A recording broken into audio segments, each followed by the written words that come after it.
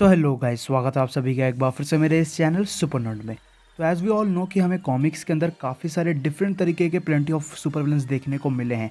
जहां बहुत सारे विलन्स कॉमिक्स में ऐसे भी हैं जो हमें कॉमिक्स के अंदर कम ही टाइम के लिए अपीयर होते हुए देखने को मिले, और उनकी जो है कह सकते हो कि ऑरिजिन, उनकी जो एबिलिटीज़ है वो एक मिस्ट्री बन के रह गई। वहीं कुछ विलन्स हमें ऐसे देखने को मिले हैं जिन्होंने अपने अपीयरेंस के साथ ही ये शो कर दिया था कि वो स्टूपिडली ओवर पावर्ड हैं।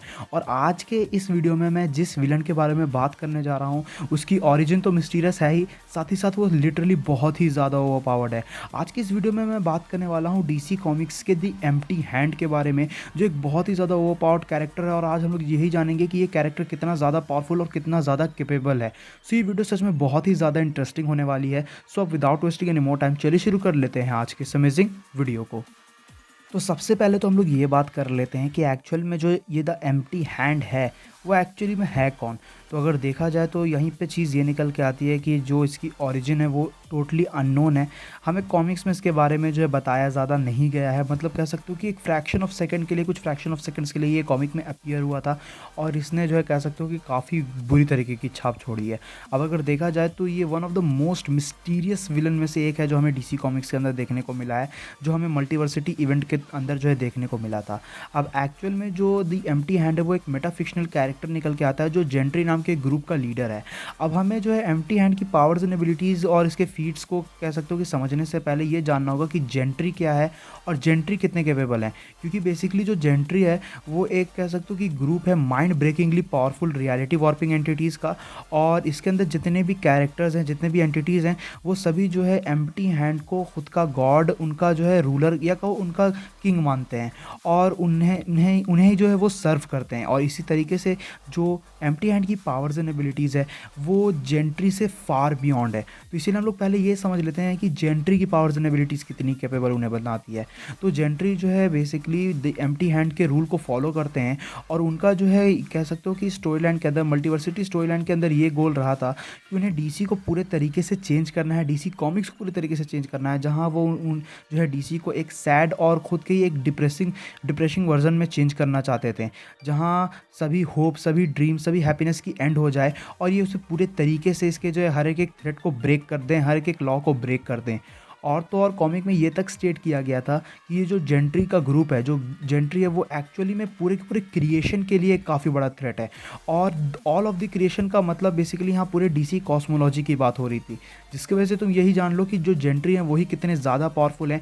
एंड स्टिल वो जो है कह सकते हो कि दी एम्प्टी हैंड के सिर्फ कुछ फ्रैगमेंट्स हैं, कुछ सर्वेंट्स हैं, और एम्प्टी हैंड उससे फार बियॉन्ड है। इसके बाद भी अगर देखा जाए तो जेंट्री इतने ज़्यादा कैपेबल थे कि ये इनका जो ग्रुप था, इन्होंने जो है काफ़ी सारे डिफरेंट यूनिवर्सेस के, डिफरेंट अर्थ के जो है कैरेक्टर, पीपल और सुपर हीरोज़ को जो है करप्ट कर दिया था with the uses of the comics. जो कॉमिक्स हम लोग पढ़ते हैं उन्हीं कॉमिक्स के यूज़ से इन लोगों ने जो है दूसरे कैरेक्टर्स को जो है करप्ट किया था, इन्फ्लुएंस किया था। और ये जो है इनकी एबिलिटीज़ को अनदर लेवल पे दर्शाता है। अगर ये सब भी कम पड़ जाए तो बेसिकली जेंट्री के ग्रुप के पास एंटी डेथ इक्वेशन का एक्सेस है, और anti death equation anti life equation के काफ़ी ऊपर है। तो इसका कोई कंपैरिजन बनता ही नहीं है। अब अगर देखा जाए तो ये जो एंटी डेथ इक्वेशन है, इसके मदद से, इसकी पावर के मदद से जेंट्री लोगों ने ये प्लान बनाया था, जेंट्री के ग्रुप ने ये प्लान बनाया था कि वो जितने भी लिविंग सोल मौजूद हैं डीसी कॉस्मोलॉजी के अंदर, उन सभी को जो है अपने तरीके से सोचने पे मजबूर कर देंगे, जिस तरीके से जेंट्री जो है डीसी कॉस्मोलॉजी या किसी डिफरेंट कॉस्मोलॉजी को देखते हैं। और ये सभी चीज़ें अगेन मैं तुम लोग को बता दूं कि एम्प्टी हैंड के कहने पे ये लोग करते हैं, क्योंकि एम्प्टी हैंड के जेंट्री सर्वेंट्स हैं।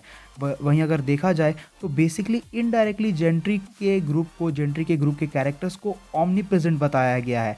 इनडायरेक्टली क्यों? क्योंकि basically at the several time ये लोग जो है एक करंट टाइम पे ही काफ़ी सारे सेवरल यूनिवर्सेस के सेवरल टाइमलाइंस के अंदर जो है मौजूद थे, और वहाँ मौजूद काफ़ी सारी चीज़ों को जो है करप्ट कर रहे थे, जो इन्हें काइंड ऑफ ऑमनी प्रेजेंट या कहो नाई ऑमनी प्रेजेंट तो बना ही देता है।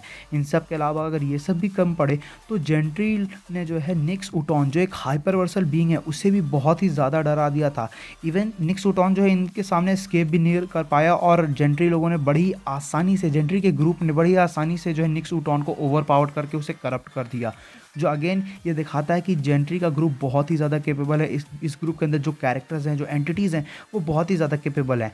एंड स्टिल ये सभी सिर्फ जो हैं एम्प्टी हैंड के सर्वेंट हैं, और एम्प्टी हैंड की एबिलिटी जो है इन सभी जेंट्री के मेंबर से बहुत ही ज़्यादा है। यहीं पे एम्प्टी हैंड की एक इनडायरेक्ट फीट ये निकल के आती है, जहाँ एम्प्टी हैंड ने ये खुद स्टेट किया था कि उसने ऑलरेडी एक मल्टीवर्स को डिस्ट्रॉय कर रखा है, जिसके ऊपर जो है जेंट्री के एंटिटीज़ ने फीड किया था और अपनी पावर को इंक्रीज़ किया था।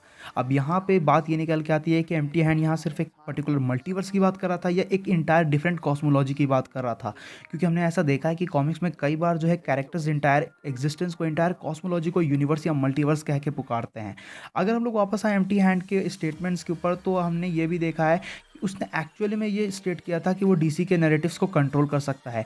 बेसिकली उसने ये खुद कहा था कि अब वही ये चूज़ करेगा कि वो बाकियों से, वो जो है इन सभी से दोबारा कब मिलेगा। तो इस तरीके से वो इनडायरेक्टली ये स्टेट कर रहा था कि व्हेन जब इसने ये कहा कि he will choose when we next meet, then ये चीज़ जो है सामने सामने यही दिखाती है कि एम्प्टी हैंड ये इनडायरेक्टली दिखा रहा था कि वो डीसी के नैरेटिव्स को कंट्रोल कर सकता है। बट ये सब भी अगर कम पड़े, तो जो जेंट्री के एंटिटीज़ हैं उनके बारे में जो है उसने ऐसा स्टेट किया था कि they were working on the oblivion machine, जहाँ जेंट्री एक ऑब्लिवियन मशीन के ऊपर वर्क कर रहे हैं। और according to the empty hand, ये जो ऑब्लिवियन मशीन है ये इतनी ज़्यादा कैपेबल होगी कि इंटायर डीसी नैरेटिव को ही डिस्ट्रॉय कर देगी, कॉमिक्स के साइकिल को ही ख़त्म कर देगी। और बेसिकली यहाँ पे यही चीज़ बताई गई एम्प्टी हैंड के द्वारा कि जो ऑब्लिवियन मशीन है वो बेसिकली जो है पूरे तरीके से डीसी को हमेशा के लिए कैंसिल कर देगी। और ये चीज़ बहुत ही ज़्यादा इनक्रेडिबल निकल के आती है। अब ऑब्लिवियन मशीन के ऊपर से जो नेक्स्ट टॉपिक निकल के आता है वो ये है कि अल्ट्रा कॉमिक्स के द्वारा ये स्टेट किया गया था कि उसने एक्चुअली में ये रियलाइज़ कर लिया था कि जो ऑब्लिवियन मशीन है उसका ट्रू नेचर क्या है, उसकी हकीकत क्या है। जहाँ उसने ये स्टेट किया था कि that we are the oblivion machine, we are in the oblivion machine. यानी कि यहाँ जो वी यूज़ हुआ है वो बेसिकली हम रीडर्स को जो है कह सकते हो डिनोट करने के लिए यूज़ किया गया है, जो कॉमिक बुक रीडर्स है, जो कॉमिक को पढ़ते हैं। और आखिर जो ये रीडर्स का स्टेटमेंट यहाँ पे निकल के आता है, जो अल्ट्रा कॉमिक्स का स्टेटमेंट निकल के आता है रीडर्स के ऊपर से, कि जो रीडर्स हैं वो ऑब्लिवियन मशीन के अंदर हैं, वो कैसे हैं, तो उसका बेसिकली काफ़ी सारे कॉन्स्पिरेटिकल टाइप की थ्योरीज़ बनी हैं, जिसमें से काफ़ी सारे थ्योरीज़ में से एक चीज़ ये भी निकल के आती है कि जो ऑब्लिवियन मशीन है वो बेसिकली एक कलेक्टिव इमेजिनेशन है रीडर्स और डीसी कॉमिक्स के राइटर्स की, मोस्ट प्रोबेबली रीडर्स की। क्योंकि अगर एट दी एंड देखा जाए तो ये दिखाया ही गया है, मतलब कह सकते हो कि एम्प्टी हैंड के द्वारा ये स्टेट किया गया है कि जो ऑब्लिवियन मशीन है वो डीसी नैरेटिव को इंटायरली जो है डिस्ट्रॉय कर देगी, basically cancelling DC for ever, DC comics के जो है साइकिल को एंड कर देगी। और जो रीडर्स होते हैं, जो कॉमिक को रीड करते हैं, ये उन्हीं के ऊपर डिपेंड करता है कि वो किसी कॉमिक को पर्टिकुलरली कब तक रीड करते हैं, किसी इवेंट को कब तक फॉलो करते हैं। यानी कि यहाँ हम लोग की बात हो रही है, जिस तरीके से अगर हमें कोई पर्टिकुलर कॉमिक पसंद आती है तो हम लोग उस कॉमिक को जो है आगे भी कंटिन्यू रखते हैं। लेकिन अगर कोई इवेंट ऐसा रहता है जिसे किसी टाइम के बाद जो है हमें ऐसा लगता है कि हम उसका इंटरेस्ट उससे खो रहे हैं, तो उसके बाद जो है हम उस इवेंट को, उस कॉमिक को जो है ख़त्म कर देते हैं, उस कॉमिक को आगे कंटिन्यू नहीं करते हैं। तो इसी तरीके से जो है ये जो कलेक्टिव इमेजिनेशन होती है रीडर्स की, उन्हीं की बात हो रही थी यहाँ ऑब्लिवियन मशीन के रिलेटेड।